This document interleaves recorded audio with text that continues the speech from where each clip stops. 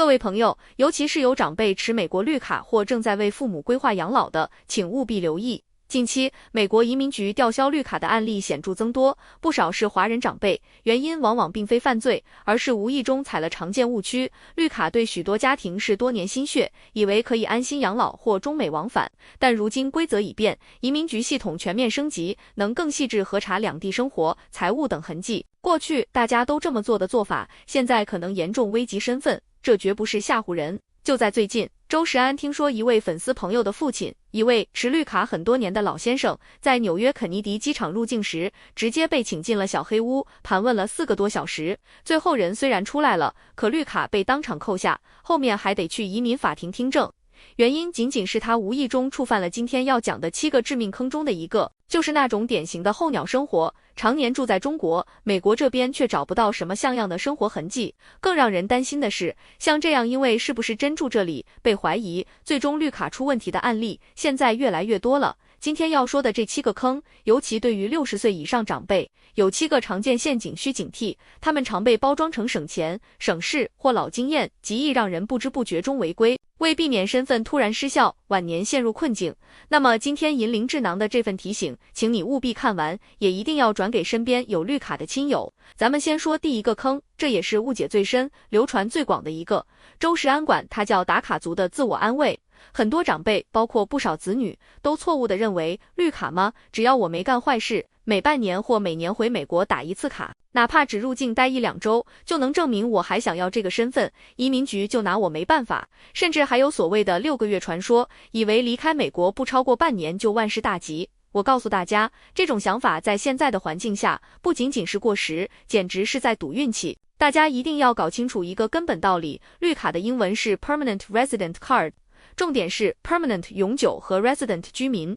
这张卡的核心要求是你得住在这里，并且是把美国当成你永久的主要的家。海关官员在判断你的时候，心里就一把尺，这个人到底是真在这儿生活，还是只把美国当个旅馆、备用养老院，或者纯粹留个看病的机会。对我们长辈来说，这里特别容易出岔子，很多长辈的根还在国内，那边有老房子、老朋友，有每月到账的退休金，可能还有更年迈的父母要照顾，所以很自然的，一年里大部分时间在国内，只很短时间来美国，或者严格算着日子飞来，住几天就走。以前系统没那么厉害，可能就混过去了，但现在完全不同了，官员扫一下你的绿卡，很可能就能看到你过去多年的出入境记录、航班信息，甚至更多数据。有真实的案例，一位长期这样候鸟生活的朋友，入境时海关调出他几年的记录，发现他在美国住的时间少得可怜，每次来都住亲戚家，自己没地址、没账单、没看病记录。官员问他怎么证明在美国生活，他什么都拿不出来，结果绿卡被扣，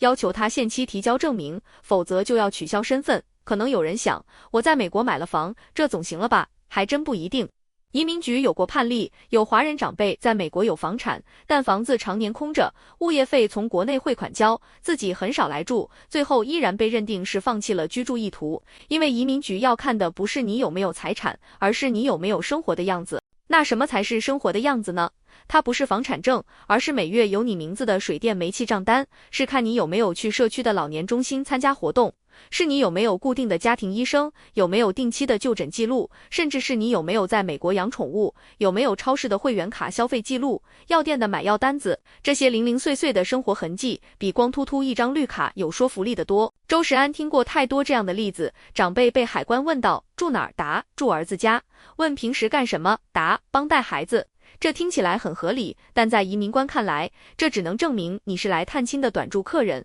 不能证明你把这儿当家。如果你在国内还有房、有退休金，同时在美国没报税或没申报海外资产，海关就有理由认为你的生活重心还在中国。一旦他们认定你跑卡只是为了保身份而非真居住，他们有权当场启动程序，甚至可能让你在又累又懵的情况下签下放弃绿卡的表格。很多长辈不懂英文，迷迷糊糊就签了，那真的就难办了。所以这第一个坑千万别踩，抱着打卡心态，在现在的大数据面前，就是自己骗自己。接着是第二个坑，是很多觉得找到窍门的人容易掉的，那就是以为拿了回美证就可以彻底和美国断联。有些朋友会说，既然简单来回跑不行，那我按规矩申请回美证，就是那张白皮书，总可以吧？有了它，我不是能合法在中国待2年吗？没错，回美证的设计确实是给需要长期离开的人一个保护，避免因为超过1年不回来而被自动视为放弃绿卡。但是，请大家听好，回美证绝不是免死金牌，更不是让你可以按下暂停键，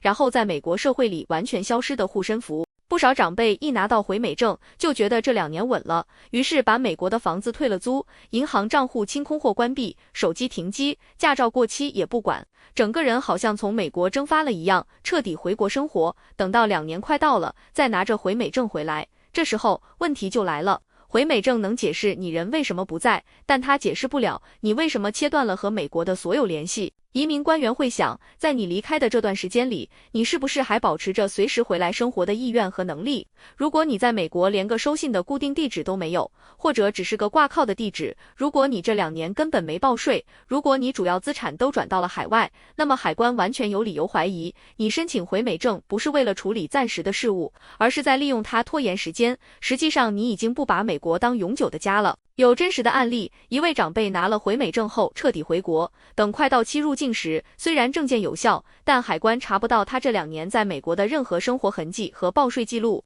官员明确告诉他，回美证允许你离开，但不允许你放弃居住身份。最后他的回美证被质疑，绿卡被扣，只能通过麻烦又花钱的移民法庭程序去证明自己。特别是对我们长辈，身体健康状况是个很关键的点。如果你在持有回美证期间在中国住院做手术，所有费用都用中国的医保报销，同时你美国的医疗保险却因为没交费失效了，在移民局看来，这就是你更依赖中国医疗系统，生活重心不在美国的铁证。有过判例就是因为这个原因，长辈被认定放弃了永久居民身份。所以即使你拿着回美证，也必须用心维持在美国的存在感。美国银行账户最好有点活动，哪怕只是扣点管理费。每年的报税一定要做，哪怕是零申报，驾照及时更新，最好保留一个真实的住址，能收到一些账单。你要让人觉得我只是暂时出远门，家还在这儿，千万别把回美证当成可以彻底失联的保命符，这个误解真的害了不少人。第3个坑，水很深，也最容易让人后悔，那就是因为滥用福利引发的公共负担危机。这几年公共负担的规则变来变去，大家有点糊涂，但对咱们华人长辈来说，核心风险其实很清楚，别去占那些不该占的便宜。我们华人节俭惯了，到美国听说有些福利能申请，比如医疗白卡、粮食券，很多长辈会觉得不拿白不拿，甚至有些不良中介为了赚点手续费，鼓动明明不符合条件的老人去申请，还教他们隐瞒国内的退休金等收入，把自己说成很穷，这简直是在玩火。首先你要明白，当初申请绿卡时，担保人通常是子女签过一份有法律效力的经济担保书 I-864， 承诺在你能自立或成公民前，保证你不成为政府的负担。如果你转头就去申请那些靠联邦资金的救济项目，比如某些现金补助，政府有权回头找你的担保人要钱。之前就有过案例，一位由儿子担保拿到绿卡的阿姨，在中介忽悠下申请了福利，并隐瞒国内收入，后来被查出来，不仅福利取消，要求退钱，他儿子还被政府告上法庭，要求他履行担保责任支付费用和罚款，儿子的信用也受了影响。这不只是退钱的事，可能让你的子女惹上官司，影响他们的信用和前途。更严重的是欺诈。很多长辈在国内明明有退休金，但申请美国福利时，以为查不到，就填没收入。现在信息交换越来越频繁，这等于给自己埋雷。一旦被查出福利欺诈，这属于道德败坏的行为，轻则罚款退钱，重则直接吊销绿卡、驱逐出境，甚至永远不能再回来。司法部起诉过的华人长辈福利欺诈案，很多人最终丢了绿卡。周世安也知道，有些紧急医疗救助或周自己的项目，绿卡持有者可能有权享受，但这里界限很模糊，不懂英文和法律的长辈很难分清。所以银铃智囊最实在的建议是，除非真的到了万不得已、山穷水尽的地步，否则千万别为了省点小钱去碰这些福利红线。特别是刚拿绿卡没几年的长辈，你们的考察期更敏感，这时候贪小便宜，代价可能是整个晚年的安稳。第4个坑，很多长辈完全没意识到严重性，那就是在报税时弄错了自己的税务居民身份。这个问题很隐蔽，但爆发了就很麻烦。大家一定要记住，从你拿到绿卡那天起，不管你在哪儿，不管你的钱从哪儿来，在税务身份上，你就是美国的税务居民，你必须向美国国税局申报你的全球收入。很多长辈在国内有积蓄、有退休金、有理财收益，他们担心，如果都报给美国，是不是要交很多税？于是有人报税时，要么听信错误建议，要么自己想避税，就在税表上错误地勾选了非居民选项，或者干脆隐瞒海外的账户和资产不报，这是一个巨大的、自相矛盾的漏洞。从税务上说，只有外国人才不是美国税务居民。当你在税表上白纸黑字说自己非居民时，在移民法上，这就可能被解读为你自己在主动放弃永久居民身份。你自己都说不是居民了，移民局为什么还要保留你的居民资格呢？这说不通。国税局和移民局曾联合查过这类情况。有位长辈常年勾非居民报税，还隐瞒海外账户，结果被要求补缴大量税款、利息和罚款。移民局也同时启动程序要取消他的绿卡，理由就是主动放弃永久居民身份。他后来花了很多律师费才勉强保住身份，但很久不能申请入籍，还留下了税务污点。而且现在美国有海外账户税收合规法案 FATCA， 全球追税能力很强，包括中国在内的很多地方都已加入信息交换。如果你在国内银行账户存款较多，中国的银行有义务把信息报给美国国税局。一旦国税局和移民局数据对上，发现你一边拿绿卡，一边在税务上装外国人逃义务，还隐瞒海外资产，这就不仅是补税罚款了，可能升级成税务欺诈，惹上刑事麻烦。对想保住绿卡的长辈来说，老实申报全球收入是唯一正确的路。其实美国税法有规定可以避免双重交税，比如你在中国为退休金交过的税，通常能抵你在美国该交的税。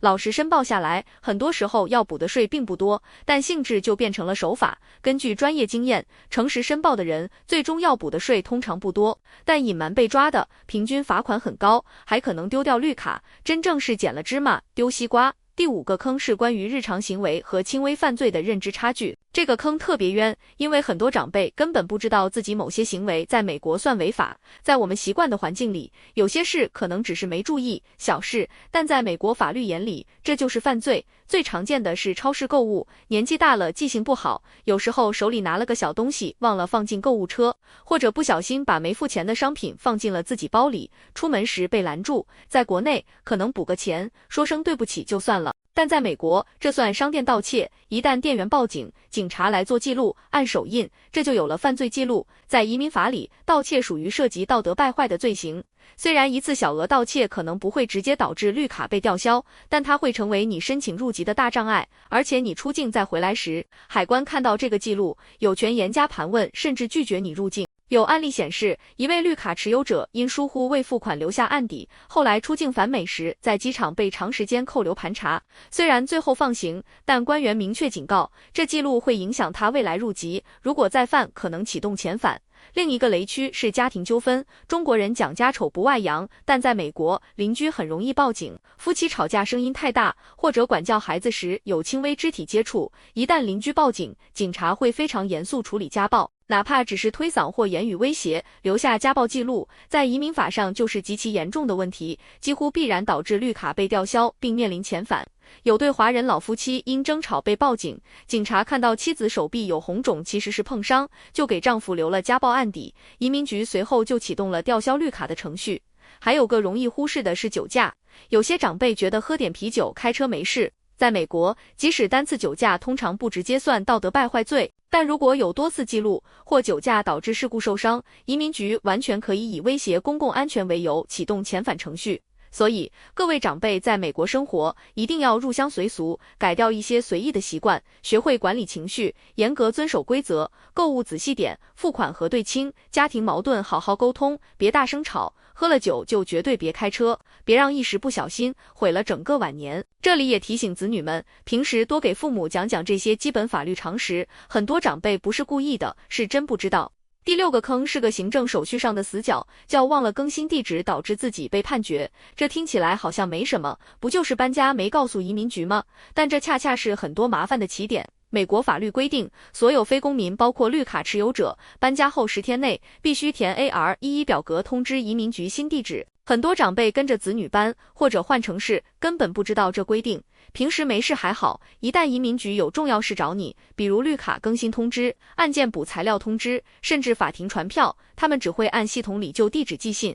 如果你没收到信，错过了回复期限，或者错过了出庭日期，后果很严重。移民法官会因为你没到场，直接做出对你不利的判决，甚至在你完全不知情的情况下就下了驱逐令。等你以后要更新绿卡、申请福利或者出境再入境时，才会发现自己已经被驱逐了。那时再想上诉，你得证明为什么没收到通知，而我忘了改地址绝不是个能接受的理由，因为及时更新地址是你的法定义务。移民局处理过不少这类因地址过时导致问题的案例，当事人很多是长辈，比如有位长辈搬家后没更新地址，移民局把绿卡更新的通知寄到旧地址，他当然没收到，错过了期限。后来移民局启动身份失效程序的通知又寄到旧地址，导致他在不知情下绿卡被裁定失效，直到后来办别的事才发现，最后耗费大量时间、金钱和精力才恢复身份，这个坑真的太冤了，而且完全能避免。无论搬到哪里，哪怕同城换个房的一件事，就是让子女帮忙上移民局官网在线提交 A211 表格改地址，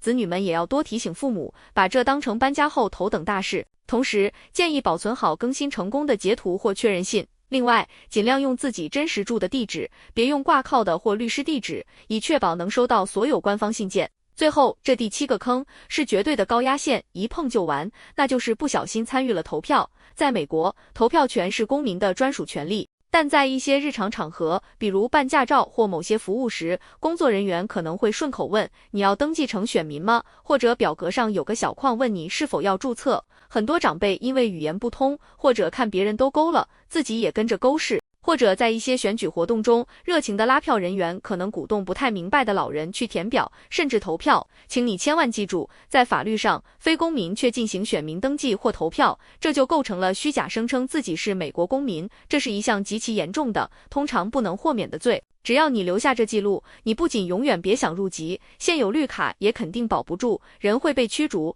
并且很可能终身不能再进美国。几乎没有律师能为这样的错误辩护成功，因为证据确凿。有过惨痛案例，一位长辈在更新驾照时，因语言问题被工作人员误操作进行了选民登记，后来选举时被拉票人员误导，真去投了票。没多久，移民局就找上门，以虚假声称公民身份为由启动吊销绿卡和遣返程序。他子女请了很好的律师，花了巨资，最终也只争取到自愿离境的结果，绿卡还是没了，且再也无法申请任何美国签证。这教训太深刻了，完全是无心之失，但后果毁灭性。所以长辈们一定要死死记住，在任何场合，只要涉及公民身份问题，一定要坚决说不。任何人叫你去投票，一定要明确拒绝并走开。千万别为了凑热闹或好心帮忙，把自己的整个身份搭进去，这不是你能参与的游戏。子女们更要反复向父母强调这点，教会他们怎么简单明确的拒绝。讲了这么多，可能有些长辈会觉得心里沉，